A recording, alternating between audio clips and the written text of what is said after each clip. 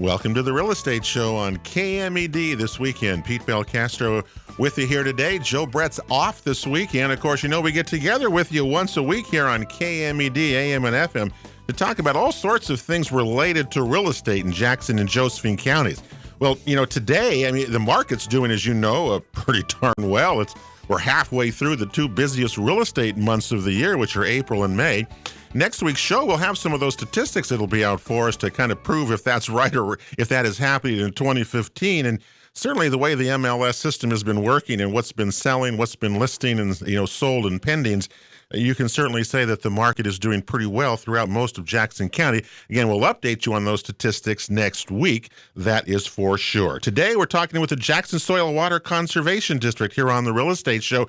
Remember, I can't believe this, but next year in 2016 will actually be the 10th anniversary when Jackson County voters first passed a 15-cent property tax levy to support efforts to be good stewards of land and water in our county and created the JSWCD in its current configuration.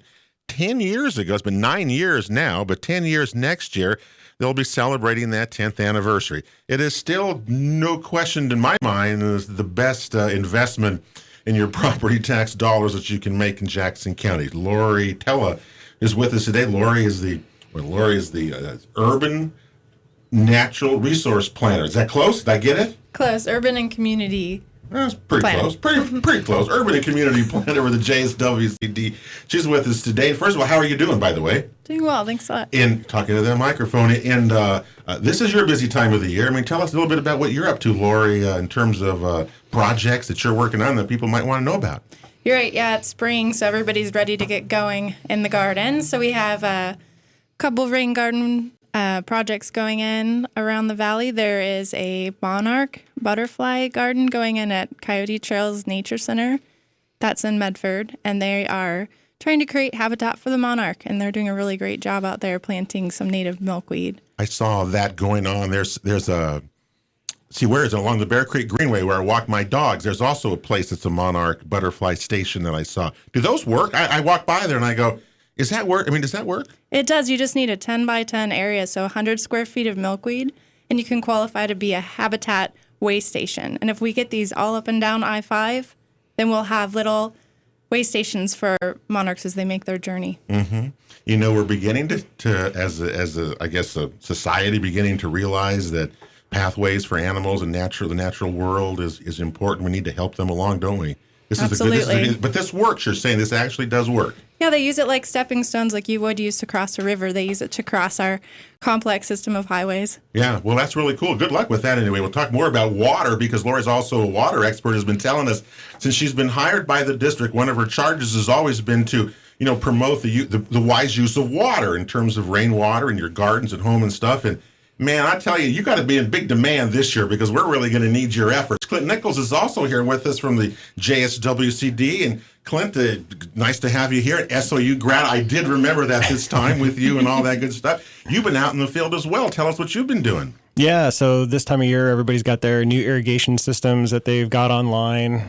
Did a lot of flood to sprinkler conversion projects this fall this year that we're looking to see come online this year. A lot of people are doing planting. It's a good time for livestock right now. A lot of things are happening on the farm. So well the spring is a good time of the year to be on the farm. Really, it's my favorite time right now. It may not be that way in a few more months when everything is brown and everything else, but right now it's beautiful. What are you hearing from farmers out there or people that you're out in the fields with, Clint, regarding, are they hearing anything about water use this summer or irrigation or what are you hearing? Yeah, there's a little bit of concern, just how long the irrigation season is going to run. A lot of the irrigation districts have told their customers already that they're not going to start those irrigation systems until mid-May. Mm-hmm. Which is about a month later than normal. About a month later, yes. Mm-hmm. And so that's just a hope, just to extend that season a little bit longer coming around the other side of it. Mm-hmm. We'll have to see. You can look up on Mount McLaughlin to see that snow's already melting. So it's probably going to be a rough year, and we're helping the landowners as best we can with that. Now, as we go on to this, so you're also there's a drought summit coming up, and I know that it's all the big wigs talk about that. You got to start planning, but I mean, I thought last year the water managers in our valley did a fabulous job, really, of managing the water. And this year, Laura, they're going to have to pull it out of the hat again, aren't they? They are. It's a great starting place for all of us to get together and talk between all the agencies about what we're going to do. We really have to pull all of our minds to come up with the best solution to manage this complex drought that we're coming on. And then from there, we can inform the public on action items and what we think is the best practices. Well, we had a little practice last year, didn't we, getting ready for it again? You think that we'd be pretty good at it. Well, we're going to find out. I think this summer may be the telling portion at all. It is the dry season, Ashley Parrott, right now that we're into, and I know that usually fire season doesn't start in our valley until, I guess, June, sometimes late June. I've seen it start in July, actually, different years. That's not going to be the case this year. What are you hearing there about the season coming up, and what should people be aware about what's going to happen to them? Well, I was actually just speaking with Brian Blue from Oregon Department of Forestry this afternoon, and it's a dry year. There's, a lot less snowpack. There's a lot less groundwater. There's a lot less reserve. And they're looking that fire season could start up potentially with a few super hot weeks coming up in May. Last year, it started beginning of June and ended just short of October. But a normal season would be July to October, and we're going to extend that for sure. We've extended it quite a bit, in fact, what we're good. How are they preparing? I mean, what do you think people should do in their, and we talk about rural properties and urban and rural, it really doesn't matter, but what should people do to start preparing for this? Is there something, Lori, that actually homeowners, rural property owners can do to get ready for some of this that we're going to experience? Well, they can start with a fire-resistant landscape. There's definitely a lot of tools available online. OSU Extension put together a great guide for fire-resistant plants you can download. But the idea is really to start looking at your landscape and making sure you understand evacuation routes, making sure you understand the plan, and contacting your local fire department to figure out what's going on. And from there, you can have a site visits. You could have the soil and water out, and also the fire district can provide a free site assessment. You had mentioned the master gardeners being out at the fairgrounds this weekend, and actually ODF will be out there, and they will be providing opportunities if people are interested in having free site visits on their property. You can always come into our office, Jackson Soil and Water. Clint's actually here with us, and he just did a training, but he can come out to your property, and we look at what your fire risk is, what kind of area that you're in, and what precautions that you can take to protect your home, as well as protect your neighborhood if you want to get together in a group and make a bigger impact. Now, that's something that I'm not familiar with, Clint. So tell me what I've seen. I've been with firefighters. When I was down at SOU still in those days, I remember going with some firefighters up in the hills above Ashland outside the city limits, and they were telling me that they wouldn't stop. They would stop at this house, but they wouldn't stop at this place because they did nothing to protect their property from fire. So, is that true? I mean, that is true, isn't it? I mean, that sounds bad. What they're basically saying is this house defensible? Can I put a crew there to defend that house? And if that crew is there, are they risking themselves to save that house?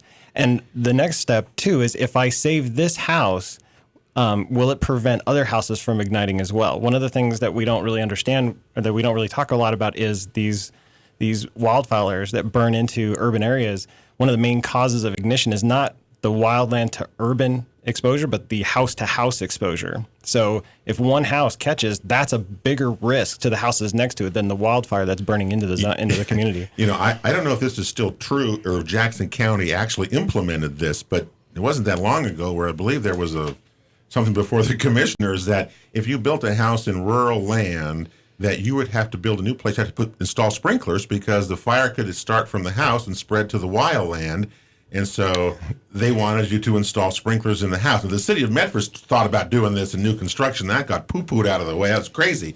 But if you're in the rural area, I don't know if it's crazy or not, especially if you're not taking care of your house. One of the things that I had heard is so that we've heard this term defensible space, right? And we think of it inversely. We think of it as, well, we are defending ourselves from the forest and a forest fire coming to our house. It's actually backwards. It's the forest and the Forest Service and those people who own forest lands protecting the forest from ignitions starting on a home. And so that's kind of when we think of defensible space now, we're thinking about that space between the home and the forest, protecting the home, and it's actually the other way around. Yeah, it's actually reversed of that. Right. Yeah, pretty interesting, isn't that? How that goes. What do you tell people now? Because I mean, let's still face it. A quarter of all real estate sales in Jackson County are rural sales. That means, upwards of 500 new people a year are living in a rural property in this county. Now, and when you show real estate like I do, in rural properties, I mean, you see all sorts of things as you do, I'm sure. Okay, so Pete, you would actually go out to someone's property and do what now? Tell me what you would do, because some people need this. And so listen up here, because I think this is a great service that you would do for somebody. Yeah, so before I get into that, I just want to say, I have a lot of respect for firefighters, both structural and urban and wildland firefighters. And so I am not a firefighter. I don't go out there and risk my life every day like these guys do. So what I know is theory and some best management practices. I can come out, I can give some assessment and guidance. But for people who are really concerned, that's where you call Oregon Department of Forestry. That's where you call your local fire district. And so it's SO Fire, firewise.org is one of those, and SWO Fire is another one that, real-time updates, real information. They have, layouts that show you what to do, how to do it, how you can get free assessments from ODF, from Medford Fire, from Ashland Fire. Well, I want Clint to come out and do my property. Yeah, and I'm of course more than happy to do that. When you go out there, what do you see people? I mean, obviously, when someone's going to call you, they're in terrible shape when you get there, I would think. Well, what not do you always, find? not always. Okay, what do you find when you go out? I'm curious. Well, I think the thing that I think kind of bends people's minds a little bit is when I'm standing with a landowner and we're talking about their risk to wildland fire. We stand with our back to the house and we look out towards the forest. Okay. And what we really need to do is we need to turn around. To reverse because the threat may not necessarily be coming from the forest. That's where the fire is, yes, but that's not where the biggest danger is. And one of the biggest things that people can do around their home is probably just housekeeping, making sure that that 0 to 5 feet around the house. That's where you're going to have some of those flammable material that can start a fire. So making sure that you're sweeping around away from the edge of the house, not allowing leaves to collect underneath the edges of your home, not allowing pine needles and leaves to collect in your gutters or in the creases or on the roofs, or on the roof, things like that. Okay. Yeah. One of the things that I've seen is people will have stored in the re-entrant corners. And so, in a normal house, you got a nice box and all the corners face out. So these re-entrant corners, they make your house look kind of cool, but they can also be places where, if you put things there, they can be places where fire will collect and it'll create kind of its own little vortex of air that will create a really nice place for fire to ignite the home. So you have to keep those areas clean. It's that first thing is just, the easiest thing really is just landscaping, just doing the housekeeping right around the house. I've always heard that or been told that you need to clear trees around from your house, but you're saying not necessarily. It doesn't have to be a moonscape around your house. It doesn't have to be like the clear cut you see when you drive up I-5. I mean, so you really don't have to do that. Yeah, there's really 3 ways that a fire is going to approach your home. There's a crown fire, which is those, the things that we see on television. That's this radiant heat that's all around your home. There's ember storms or firebrands that will land on your home and those can be coming from up to a mile away. And it's just basically a shower of embers that will land on, things around your home. And then the other is a surface fire. And this is controlling grasses and other small shrubs that will lead from the fire to your house. Those are really the 3 things that will, ignite a home. And so when you look at a home, when I come out to somebody's house and I look at it, those are the 3 things I look at. How far back is that canopy pushed? What kind of places can embers land around their home? And then what are the places for surface fires to run up and against the home? One of the biggest things that I've seen is wooden fences. You've got a nice wooden fence that stretches around your property, but it also is bolted to your home. And that wooden fence will ignite and run straight to your house. And then it'll catch the house on fire. Wow. And we don't think about that because it just goes way out there, and we're, so those are the kinds of things that we look for. And people need to not panic. It's not like, again, you don't need to moonscape. You don't need to get out there and just bulldoze and concrete everything. You approach it from a calm and, a scientific approach. Smart way. A smart way. Scientific. Yeah. approach to it. I like that. Well, I'm sure you're pretty busy, and you're gonna be busy. And just for our listeners, is that if you're a property owner, you're paying the JSWCD a small fee, so they're willing to come out and do that. That's a great service, Clinton, and I hope that people will take advantage of it and learn more, because gosh, we're going to have some fires this summer. There's no question about that. And you do want to be as safe as you can. No question about that one either. Well, Lori, we're going to go from kind of fire to water here, because we're going to have a break coming up. And Lori's going to come back and share with us some things you might want to do to help yourself along with some water. And that's systems that you can design and develop, and they'll help you do that as well to preserve rainwater. And that's going to be the biggest thing in the West, Lori, I bet you, before this whole thing is over. I really think that's going to be a big thing. Absolutely. Yeah, and you know how to do all that. So we're going to talk about that with Lori Tello. We're with the Jackson Soil and Water Conservation District today on the Real Estate Show. JSWCD.org is the website. You can go there and check it out. And we will be coming right back after this, more here on the Real Estate Show. Real Estate Show rolls along here on KMED this weekend of May 2nd and 3rd of 2015. Pete Belcastro with you, and thanks for joining us on the Real Estate Show as the beginning of May comes along, and pretty soon school's going to be out. In another 5 weeks, I guess. Graduations will be coming. Always my favorite time of the year, that's for sure. And I think in 2015, there's just so much weird stuff going on around us that it's going to make the next few months really interesting, I think, as we continue our shows and talk with all sorts of topics. And I think water and fire and all the kinds of things with the Jackson Soil Water Conservation is involved with is kind of taking a top priority, I think, as this summer is going to come along. Lori Tello's with us, along with Clinton Nichols and Ashley Perry from the JSWCD. Lori, you are a person who I know very passionately. When I first met you, talked about rainwaters and catching and ponds and how you can manage water better. And we weren't in a drought when we first met a few years ago, and we certainly are now, and things have changed. Are you seeing that, or is the effort of water, are people becoming more aware of it? I mean, I certainly think that they should, if they're not. Yes, they are. There's a movement right now. The American Rain Catchment Systems Association is putting on a petition to get more attention on rain catchment. There has been a lot of activity down in Texas and in Arizona, but it hasn't reached us in Oregon until recently. And we now have a lot of installers, we have vendors, we have trained people who know what they're doing. Yeah.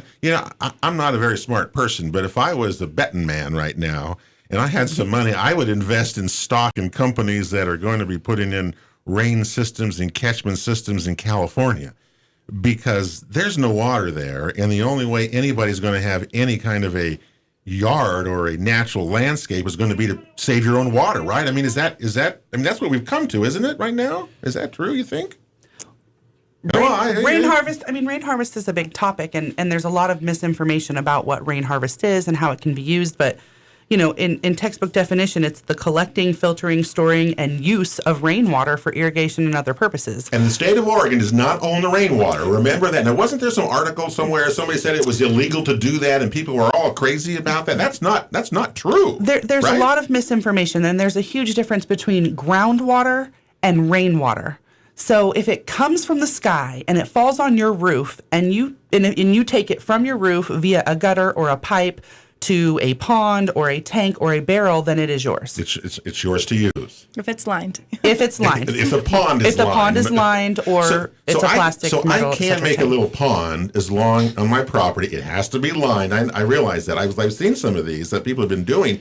And I was wondering how were they able to create ponds, but you still can do that, correct, Lori? Right. The big thing is you can't collect surface water. So water that's coming off your hill or down a stream, you can't collect that. You have to berm around it, and then you're collecting only off of an impermeable surface like a roof. Mm-hmm. In which case you can take that and put it right into any kind of storage container you like and use it. Once it hits that ground again, it becomes property of the state, and it becomes back in the hands of the taxpayers. Now, have you seen people, have you talked with people? Have you go out to people's places and help them? Or I've actually seen a few more systems, I have to say to you. I've seen a few more as I run around as a realtor of rain systems that are being done here in our own valley. You're seeing more of it going in? Are you seeing people more interested in it?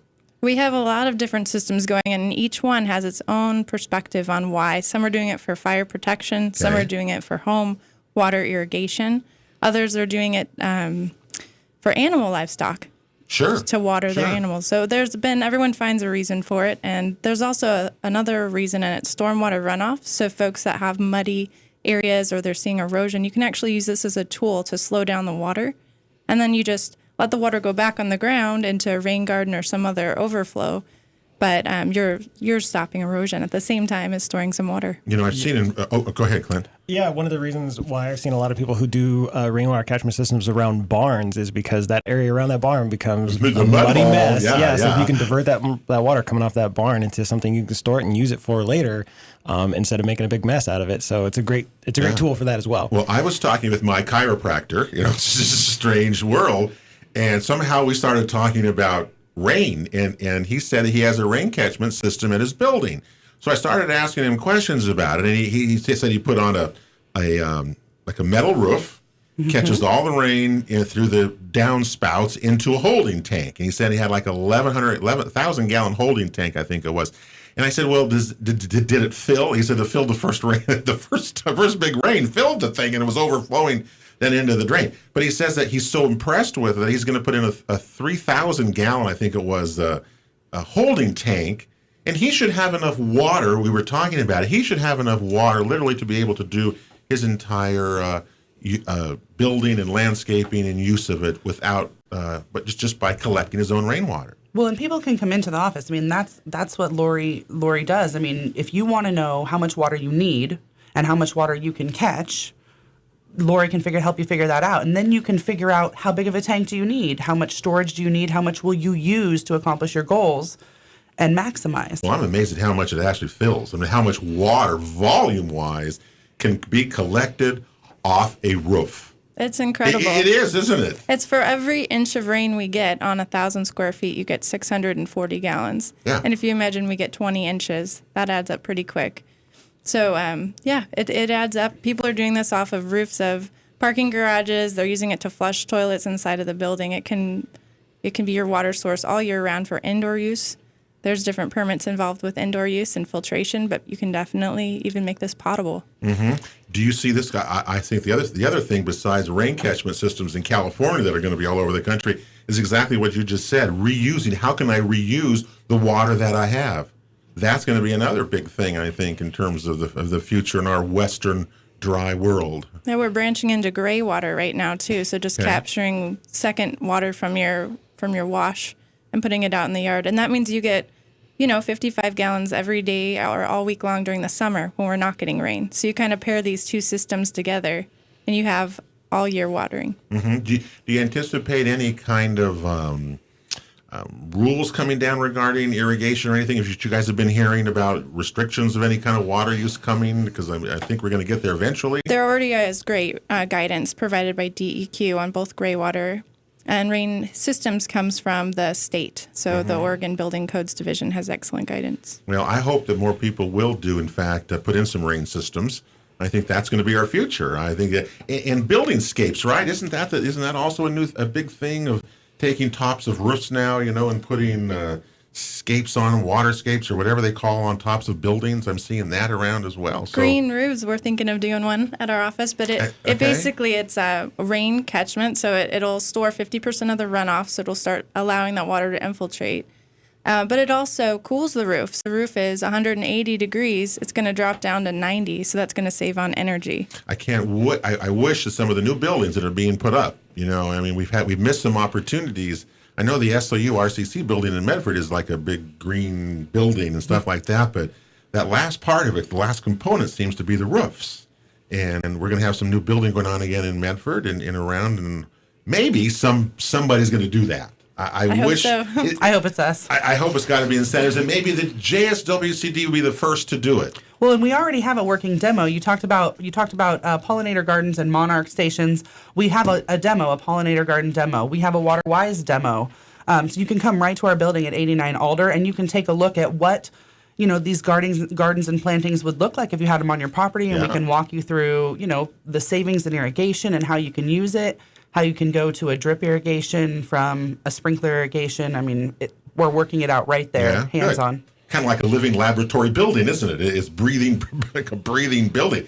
Heck, I was in Portland over the last weekend, and one of the things that I have noticed, I guess more and more, is that on the city streets, there's all these areas where runoff, runs into these catchment systems that are plants, and it's like 2 feet above the roadway. It must collect a huge amount of water before it would ever overflow. I'm sure it would and continue down to the drains, but I'm seeing more and more of those that governments are doing also to collect stormwater, rainwater, use it better, kind of things. That's good to see. That is good to see. So you have the active capture, like the rain barrels and rain takes, but passive capture is where you just allow the water to get back into the ground immediately.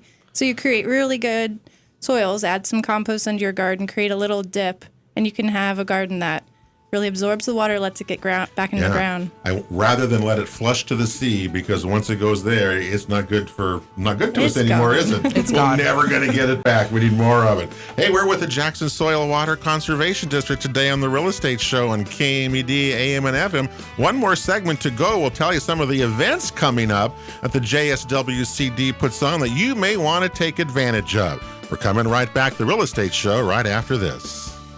Real Estate Show continues here on KMED this weekend, May 2nd and 3rd of 2015. Pete Belcastro with you. Joe will be back next week here on the show. The Rogue Valley Association of Realtors will be along. We'll talk about access here in the Rogue Valley and the programs they have that are still assist first-time home buyers and some of the classes that they have to get you into the home ownership world. And they'll be along next week. Paul Shoemaker will also be along from the RVAR next weekend here on the Real Estate Show. Today, we're with the Jackson Soil Water Conservation District on our show with Lori Tella, Clint Nichols, and Ashley Parrott. And, this is the busy time of the year, spring, for people out in the rural area. Everybody, actually, of course, in the rural areas, and you got property. This is a time that you really are working the land and getting ready for whatever you do with it. And that means every spring that the district has a lot of programs coming up. And Clint, you've got one that I really want people to take a notice of, especially if you own a well. And as you know, DEQ's rules have changed regarding real estate, especially in septics. A whole new rule came in. But in terms of wells, you have to have your wells tested and things like that to sell properties. Or in my case, if you owned a well, I'd want to know what my water quality is. So what do you got cooking up that people may want to take advantage of, Clint, here regarding wells? Yeah, so we got a couple of classes coming up. One is on May 20th at 6:30 in White City at the White City Library, and the other one is on the May 26th, also at 6:30, and this is in Gold Hill at the Gold Hill Library. And basically what we're trying to do is we're trying to get some outreach out to places who this urban rural mix where we've got people who are they're on septic systems. They have wells for drinking water, but because of that mix of septic systems and agricultural production, there's potential that nitrates could be leaking into groundwater systems, and that can get into drinking water wells. And so we have a program here where you can bring in a sample of water from your home and get it tested by the people who are holding the class, and they can tell you if your well water has traces of nitrates in it. And, there's some health issues related to having nitrates in your water. Sure. It's not good to drink. So it's not going to be like a full water test, but it's going to give you some good ideas, correct? Right. We're specifically kind of focusing on nitrates with this test. And is nitrates in well water, is that a problem? Is it something that you see a lot of, do you think? Or why just that? Or I guess what was the deal behind that? Do you know? Well, nitrates can mean a lot of things. It depends on the source. Nitrates can lead to bacterial, I don't want to say infestations, but you'll have bacteria in the water. It can lead, it can lead to unhealthy drinking. Okay. So, and nitrates are kind of like that indicator. All right. So people can bring what? They want you to bring a sample of your well water to these class to the events, and they will test them right there. And I believe they said they give you the results right then. Correct? Yep. All right. So for free, mind you. Yeah, for free. And we know. There's thousands of wells out there that probably could use that. And we have to once again reiterate: this is a non-regulatory thing. Nobody's going to come after anybody if you do have nitrates. This is for public safety. We're really just concerned about making sure people know what's in their water. So. And if you had a well and you drink it, you you want to know what's in your water. Well, okay. Those dates again are May what again? May 20th in White City and May 26th in Gold Hill. And if I go to JSWCD.org, can I find these dates and I can absolutely get them there? Or you can search for us on Facebook, Jackson Soil and Water Conservation District, and we've got flyers for everything that we've discussed today. There's information on our Facebook page that we keep updated. That's cool. Really good. That's good to hear because it wasn't always that way. It took a while to get there, so that's good to know. We have 217 followers, but we're going to be launching a little competition to try to increase awareness and give us some great feedback. All right. Laura, you've got an event too coming up that's we want to talk about, and that's streamside gardening. Now, streamside gardening, it seems like when you say that it's like an oxymoron. Is that true? What is streamside gardening? Streamside gardening was our, it's basically if you live along a creek, you plant trees and plants to help stabilize that creek. And the idea is that it will help protect your property over time, so you reduce the risk of erosion. Mm-hmm. So we're actually having a class to help people get a little bit of hands-on experience and learn about how to get plants in the ground and what kind of considerations. And what kind of plants? I mean, I would think among stream sides, you've only got certain kind of, you can't just put like you got to know what you're doing, I suppose, right? Okay. So there's native plants, of course. There's a list from the Fish and Wildlife that you go through and make sure you're following, but the class is going to be on May 13th. It's from 6 to 8 in the evening at Scenic Middle School, and that's in Central Point. Mm-hmm. So, and it's free, and there's actually a plant that you can get to take home, so there's a little incentive. You have to sign up by May 8th. Yeah, and I've noticed that there's a lot of that type of planting going on streams around the valley. I've heard different stories, and we've seen, I think we had in here guesses in here talk that there were over 1,100 dam, small diversion things still on streams in Jackson County. Fish couldn't get past 1,100 of them. So, we're seeing that change as well. People are definitely planting more along streams. We're seeing that's going to work, and so good for that. That's a good indication. Okay, Ashley, before we get out of time here, you got an event too you want to share with. What do you got there? Well, you had mentioned that school is about out and it's about summer, and one of the things that we have been doing for years now is the Forest and Range Day Camp. So that's coming up in June. It's open to kids who are going to be in 5th through 7th grades, and it's 1 week of hands-on experience going to farms, the potential to go to fish hatcheries, all kinds of different sites and learn about natural resources, get your feet wet, get your hands dirty. It's 5 days of 8 to 5 experience. The bus picks kids up and drops them off at the Rogue Valley Mall. And it's only $50 for 5 full days of experience out there. So the learning doesn't have to stop. When school ends, kids can actually go out and learn about right where they live and creating stewards of a younger generation. So kids have to be 5th, 6th, or 7th grades, and it's $50 for the week. Yep.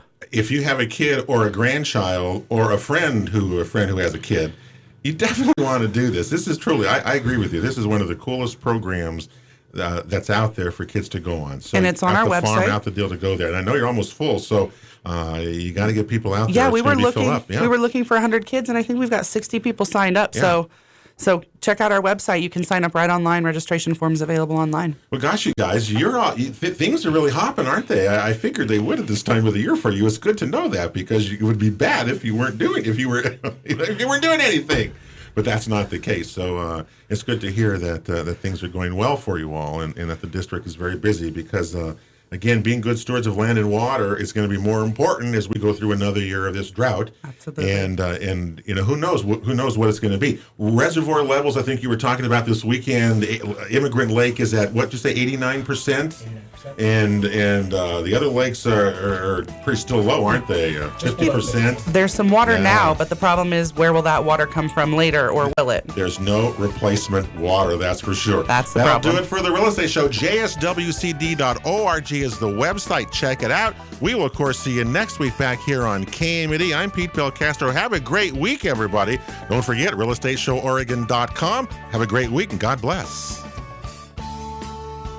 Thank you for listening to the original Real Estate Show with Pete Belcastro and Joe Brett, the Real Estate Guys. For advice, guidance, or counsel on any of our topics, or to watch a replay of today's show, visit our website at realestateshoworegon.com. This show is sponsored by RE/MAX, Ideal Brokers of Southern Oregon, Ticor Title, All Cities Property Management, and the Jackson Soil and Water Conservation District. We'll continue our weekly quest to enhance the value of your property and to make you a smart real estate consumer when we gather every Saturday and Sunday on KMED for the one and only original real estate show.